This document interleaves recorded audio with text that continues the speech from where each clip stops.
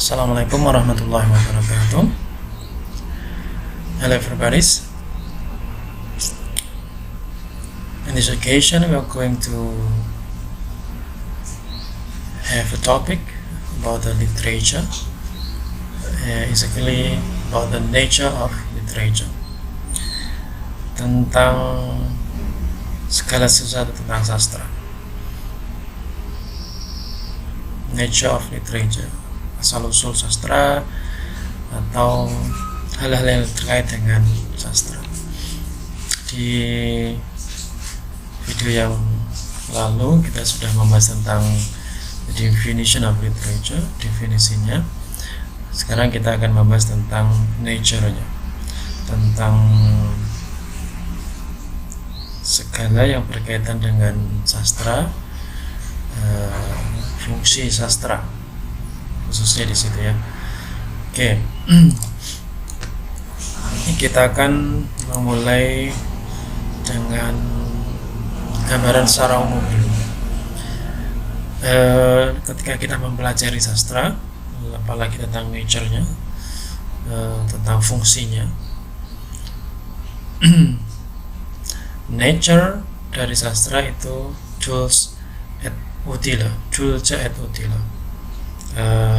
Horatius atau Horace, seorang Greek filosofus, dia mengatakan bahwa sastra itu dulce et utile. Dia dulce itu indah, sweet, dan utile, bermanfaat. Dulce et utile artinya bahwa sastra itu harus indah, harus sweet, dan juga harus bermanfaat. Maka dari sana kemudian muncul beberapa fungsi sastra yang nanti kita akan pelajari. Kemudian ada lagi art for art sake, seni untuk seni. Ini useful English rendering. Kalau di adopsi dalam bahasa Inggris seperti itu, yang sebenarnya dari slogan bahasa Prancis abad ke-19 tahun 1800-an, yang berasal dari kata l'art pour l'art, art for art, seni untuk seni. Jadi seni hanya for the sake of the art itself. Expresses a philosophy that the intrinsic value of art and the only true art is differs from any didactic, moral, utilitarian function. Berbeda dengan yang di atas, bahwa sastra itu harus indah dan bermanfaat. Kalau ini tidak. Seni itu untuk seni. Dia tidak berkaitan dengan pembelajaran moral, dengan fungsi-fungsi sosial yang lainnya. Makanya yang pendapat seperti ini, art for art, l'art pour l'art, maka apapun boleh dilakukan asal tujuannya untuk seni. Itu yang agak kontroversial. Nah, melihat dari gambaran umum tadi berdasarkan dari sana, lalu berikut ini adalah the function of literature. Pertama, entertainment function. Tidak dipungkiri bahwa karya sastra seperti tadi dibilang bahwa Jules et utile, sweet and useful. Sweet, indah, berarti ada fungsi entertainmentnya di sana. Pleasure reading, karena sastra itu kalau dalam definisi kemarin segala, ada salah satunya adalah segala sesuatu yang tertulis atau untuk dibaca ya. Makanya kemudian bahwa fungsi entertainment itu adalah leisure, untuk kesenangan, pleasure reading. Jadi sastra itu membuat pembacanya terhibur ya. Seperti karya seni yang lain, dia mempunyai sifat menghibur. It is consumed for the sake of enjoyment. Jadi dia dilakukan, dibaca, sastra itu dibaca untuk memenuhi rasa kesenangan dari seseorang. Anda bisa menambahkannya sendiri ya. Titik-titik di sini artinya bisa ditambahkan sendiri. Bahwa sastra itu bisa membuat kita melarikan diri dari kenyataan. Itu juga fungsi menghibur ya, melepaskan diri dari kepenatan realitas hidup misalnya, dan seterusnya. Silakan nanti Anda menambahkannya sendiri-sendiri. And then the second is social and political function. Social and political function. Literature shows how society works around them. Karya sastra itu menunjukkan bagaimana masyarakat, bagaimana karya society works around them, bagaimana masyarakat itu mempengaruhi di balik penciptaan karya sastra itu. Tentu sastra tidak tercipta dalam ruang yang kosong, dia hadir dalam sebuah masyarakat ya, yang dengan nilainya, dengan karakternya dan sebagainya, sastra kemudian menyerapnya gitu. Yang kedua, it helps the reader see the social and political construct around him. Sastra itu membantu pembaca untuk melihat konstruk sosial dan politik di sekitar dia, di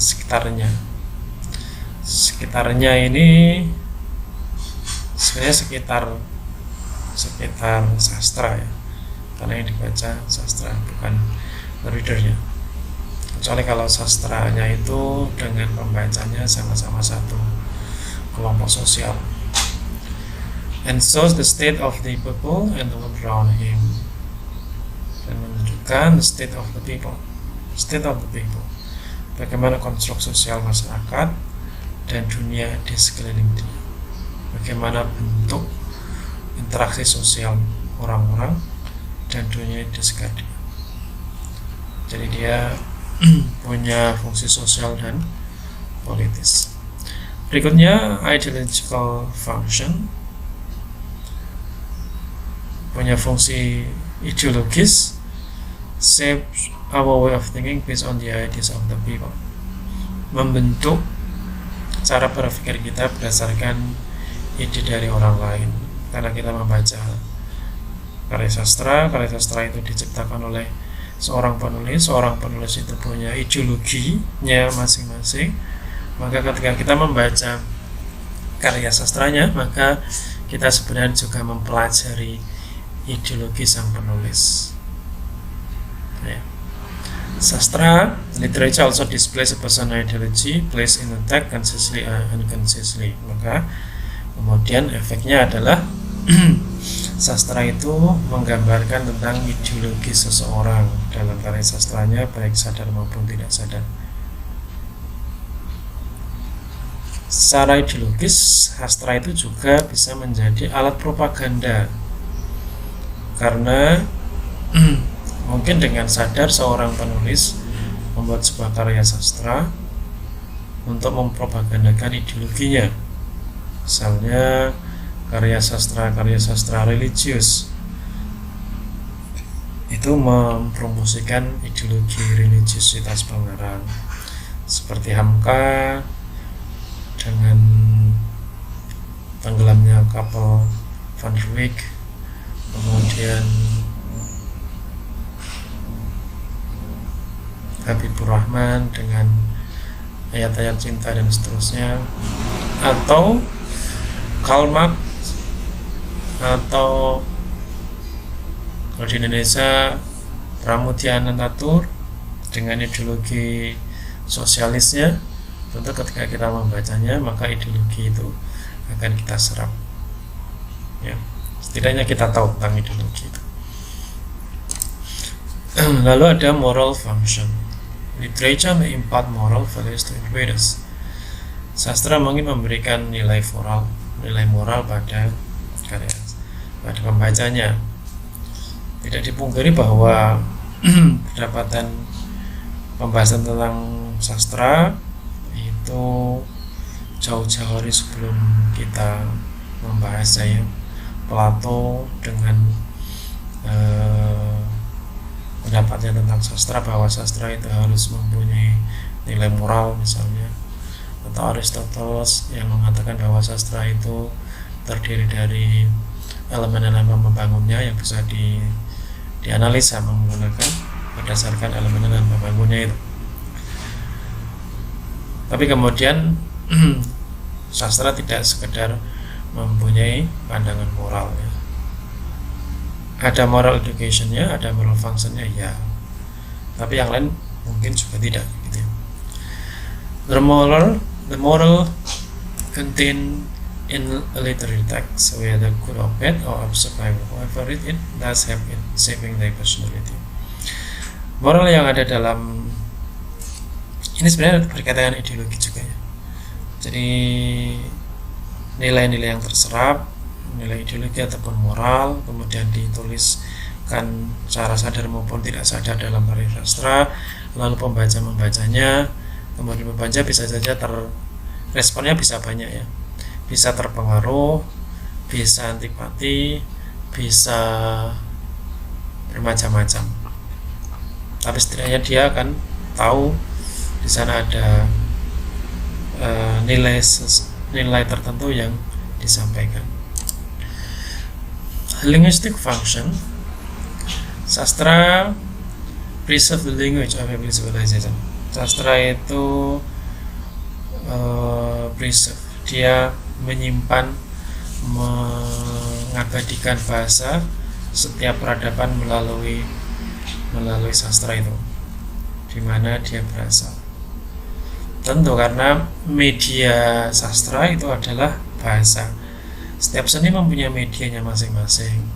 Ketika lukisan medianya adalah warna, lagu medianya adalah bunyi, maka sastra itu medianya bahasa. Dan dia akan merekam bahasa yang digunakan pada peradaban-peradaban di mana sastra itu diciptakan.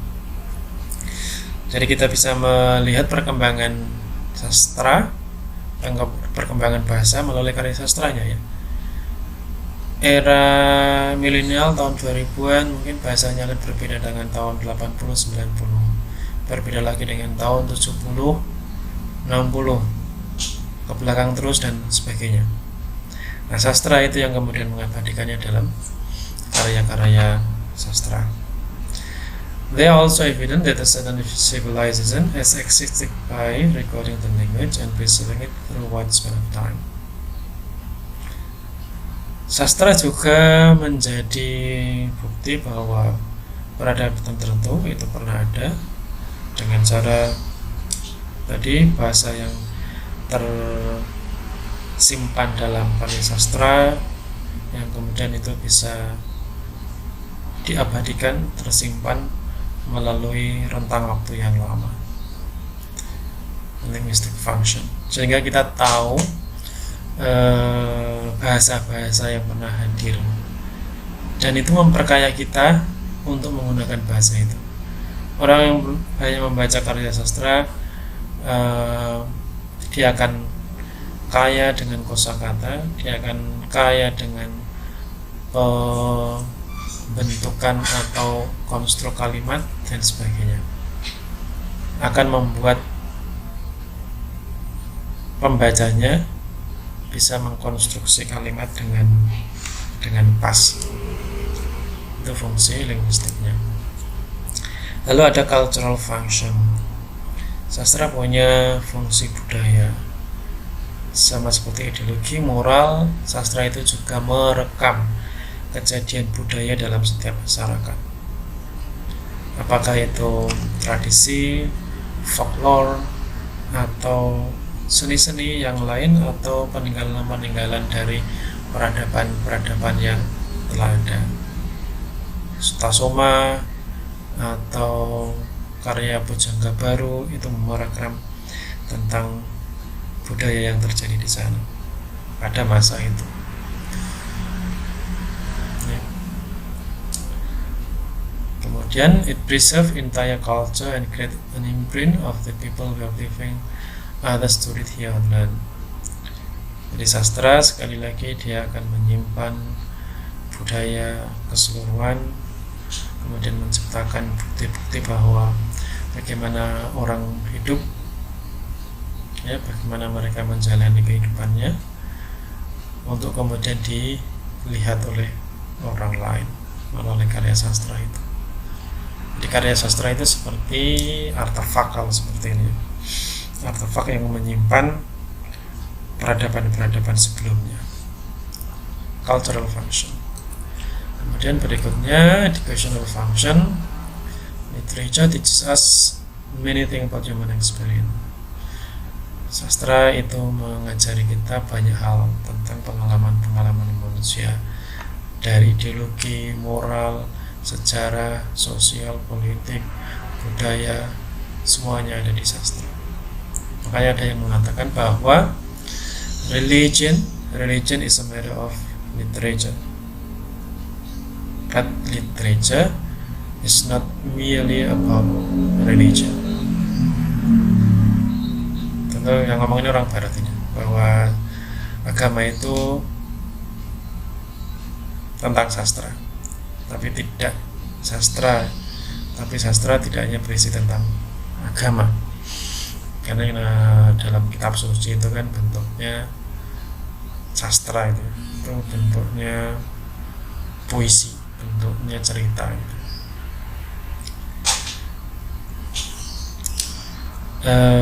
Itu yang orang barat mengatakan itu. Kemudian it is used to portray the face of life that we see and those we would never dream of seeing. Fungsi edukasi di sini kemudian menggambarkan tentang kehidupan di mana kita tidak pernah melihatnya atau tidak pernah bermimpi untuk melihatnya. Dengan sastra maka kita mengalaminya. Jadi membaca sastra, it is not merely only reading, but it is experiencing. Jadi membaca sastra itu bukan sekedar membaca, tapi dia mengalami. Kita mengalaminya. Karena kayanya sastra itu. Literature, therefore, is a conduct for the chance to experience and feel things where we can learn about life. Makanya sastra kemudian bisa mengajari kita banyak hal, bahwa membaca sastra itu adalah mengalami, karena kita bisa melihat, membaca pengalaman-pengalaman karakter yang ada dalam cerita, mengikuti alur ceritanya, mengikuti plotnya, mengikuti konfliknya, sampai kemudian ke puncak konflik, lalu bagaimana kemudian konflik itu terpecahkan. Makanya dikatakan bahwa membaca sastra itu bukan hanya sekedar membaca, tapi mengalami. Historical function, sebenarnya ini sudah kita singgung di awal-awal tadi. Sejarah itu juga ada dalam sastra, fungsi sastra. Kalau sejarah itu hanya menuliskan masa lalu, sastra jauh lebih luas. Dia menuliskan masa lalu, masa sekarang, dan dia membuat prediksi tentang masa depan. Ancient texts, illuminated scripts, stone temple, etc. keeps a record of events that happened in the place where they originated. Karya sastra dalam periode waktu tertentu, zaman kuno, zaman lama, zaman pertengahan atau apapun, itu menyimpan tentang berbagai peristiwa. Itulah sejarah itu. Tapi sastra tidak sekedar sejarah, seperti yang saya sampaikan tadi ya. Thus, they serve as time capsule of letters that is studied by scholars and researchers today. Maka kita bisa mempelajari sejarah dengan membaca sastra. Oke. Itu tadi fungsinya ya. Ini sebenarnya juga mirip-mirip Kenapa kita mempelajari sastra? Ini tentu rangkuman dari yang di atas tadi. Kita mempelajari sastra ini kali ini bicara tentang apa ini? The importance of studying literature itu. Ini bisa cerita tentang perlunya kita belajar sastra ini.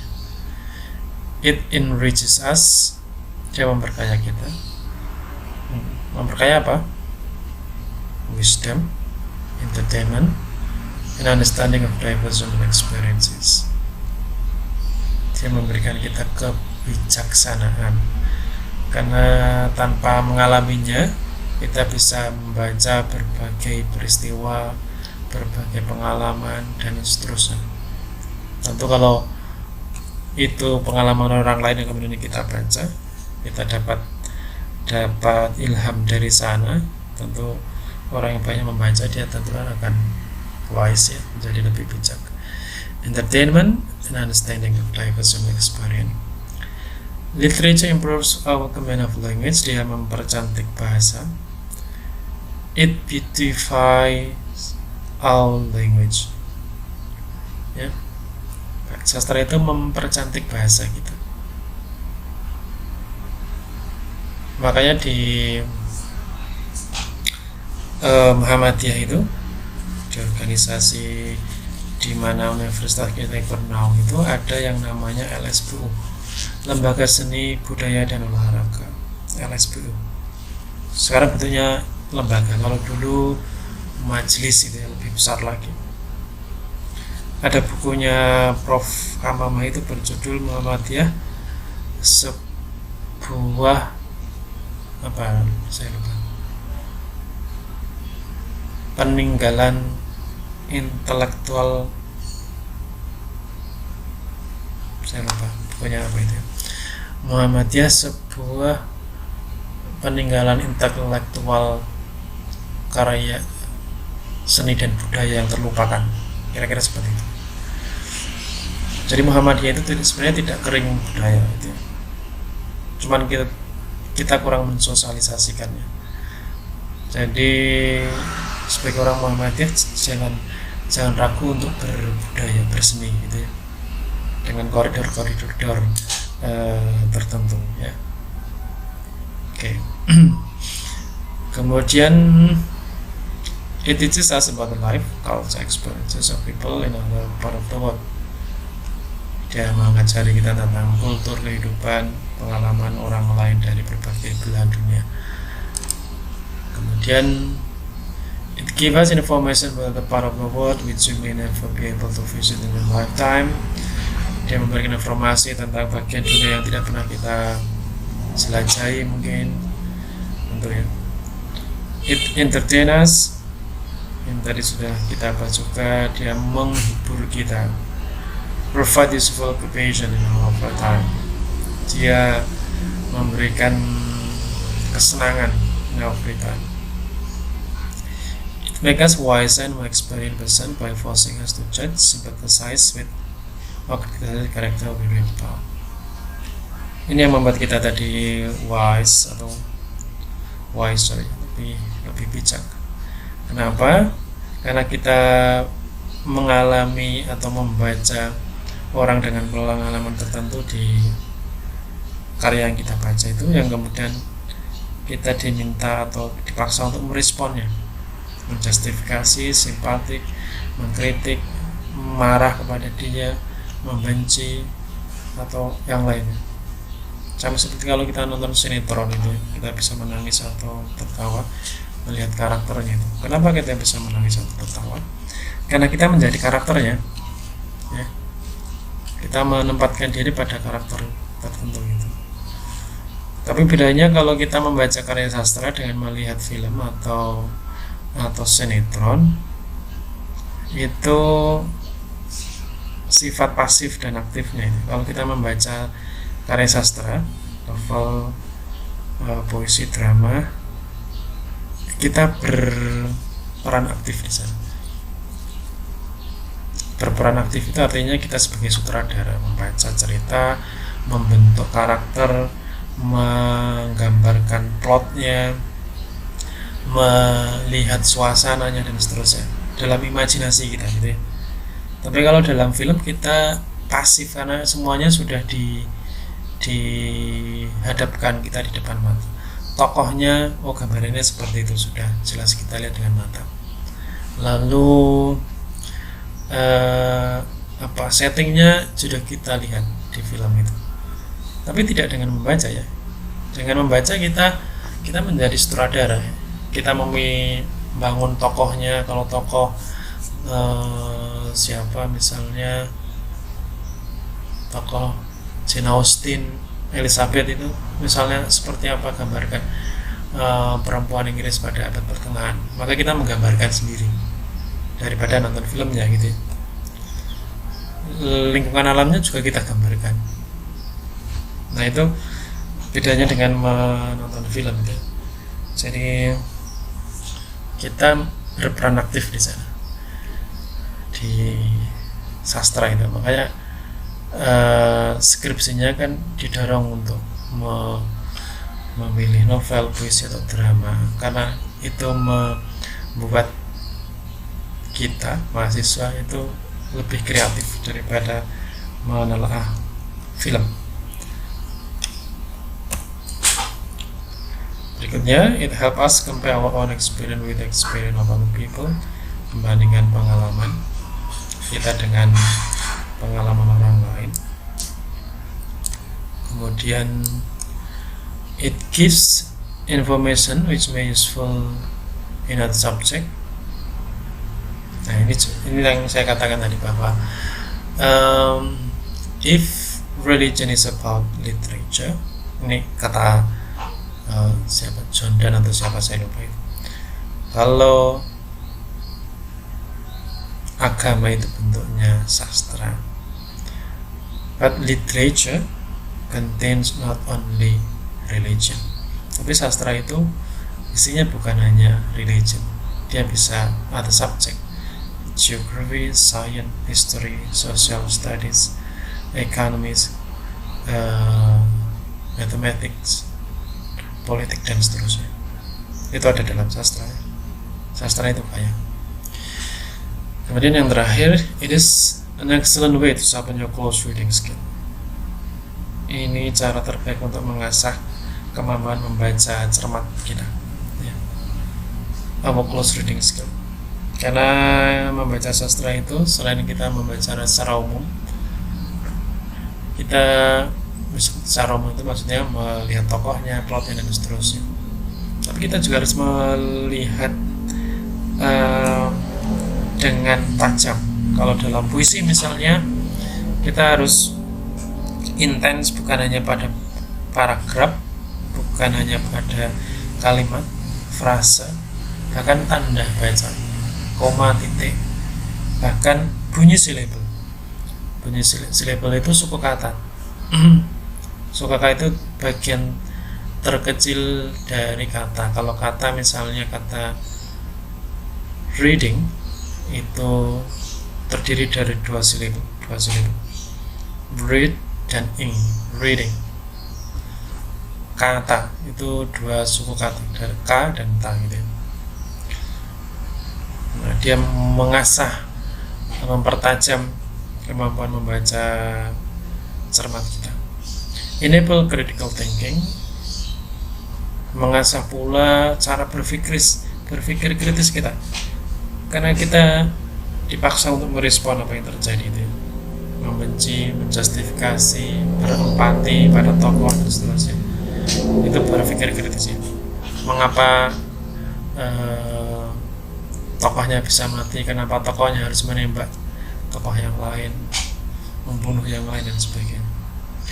And refine our general sense of art appreciation, dan mempertajam pula kemampuan mengapresiasi kita terhadap seni ya, mengasah sense kita, mengasah kemampuan kita untuk merasakan.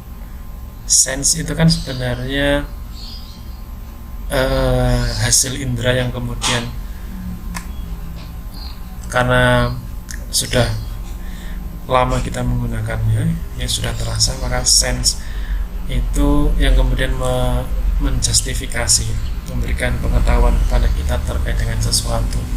Orang ngomong A misalnya, lalu sense kita menangkap, oh ini orang lagi marah, orang lagi tidak mood atau dan lain sebagainya, ya. Nah, itu saya kira yang bagian terakhirnya. Lalu materi ini saya ambil dari sini, punyanya Jill Dayidi dan seterusnya. Oke. Saya kira itu untuk pertemuan sesi kali ini. Terima kasih atas perhatiannya. Thank you very much. Hopefully you understand about this explanation. Thank you very much. Assalamualaikum warahmatullahi wabarakatuh.